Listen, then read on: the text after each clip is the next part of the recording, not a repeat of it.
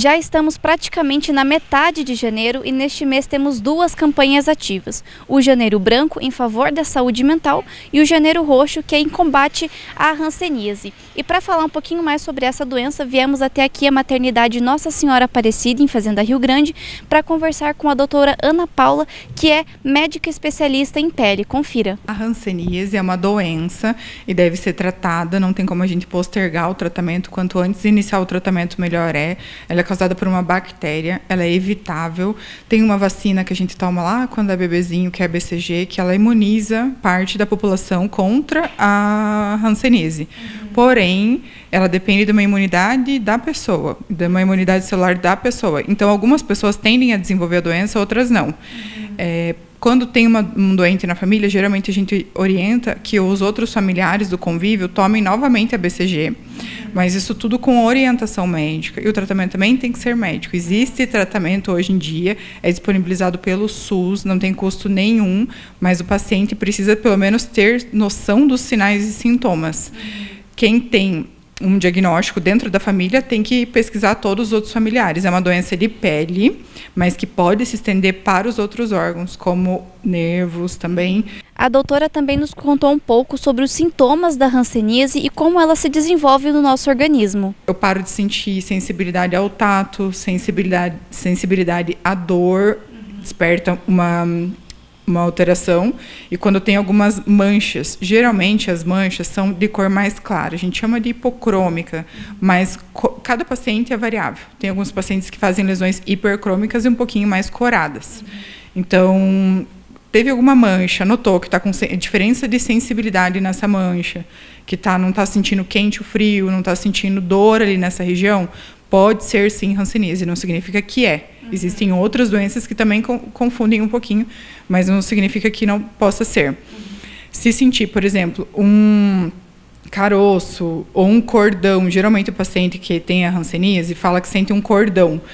Na verdade, às vezes pode sentir o trajeto do nervo com uma impregnação pela bactéria e para de ter sensibilidade de alguma região. Geralmente é o nervo ulnar que fica na mão, antebraço e mão. Ele fica como se fosse uma cordinha ali no local, sabe? Então, sentiu como se fosse uma cordinha dentro do braço. Perda de sensibilidade também é um dos sinais bem característicos da hanseníase. Ela não é que ela passe de geração em geração, mas só que a nossa imunidade, geralmente, na nossa família, responde de uma determinada forma. Mas cada ser é único. Então, tem pessoas que vão desenvolver a doença de uma forma mais florida, e tem alguns pacientes que vão desenvolver de uma outra forma mais amena. Então, vai variar muito da imunidade. E daí, pensando em imunidade, né, tem a questão familiar, que geralmente as pessoas têm essa herança genética e tudo mais. Mas a contaminação é por gotícula, então é mais respiratória. Então, por isso que pessoas que estão no mesmo ambiente podem se contaminar, sim. Sabe? E como que a pessoa, identificando esses sintomas, o que a pessoa deve fazer, os primeiros passos que essa pessoa precisa tomar para, né, desacelerar o avanço da hanseníase?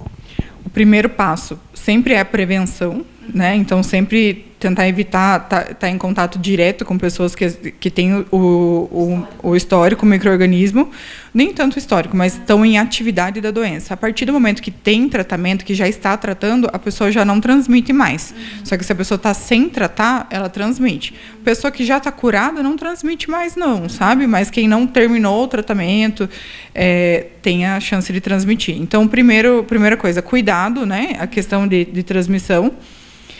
Tomar vacina, né? Então, esse fica alerta ali para... Hoje em dia tem muito grupo que é antivacinação, então fica alerta a vacina, né? Que é necessária, principalmente em crianças. Além da vacinação, o primeiro é atendimento médico. Eu sempre oriento, assim, claro, ir num médico especializado de pele, às vezes o diagnóstico sai um pouco mais cedo, mas procurar ajuda médica mesmo. Ir na unidade básica de saúde, mostrar ali, olha, estou com dúvida disso, se o médico achar pertinente encaminhar para o ambulatório da pele ou não, mas o necessário é sempre uma ajuda médica nesse começo. Precisa desse diagnóstico e tem tratamento, e reitero mais uma vez que o tratamento é pelo SUS, é gratuito. Eu sou a Clara Bonvec para o Jornal Repórter, a notícia da sua cidade.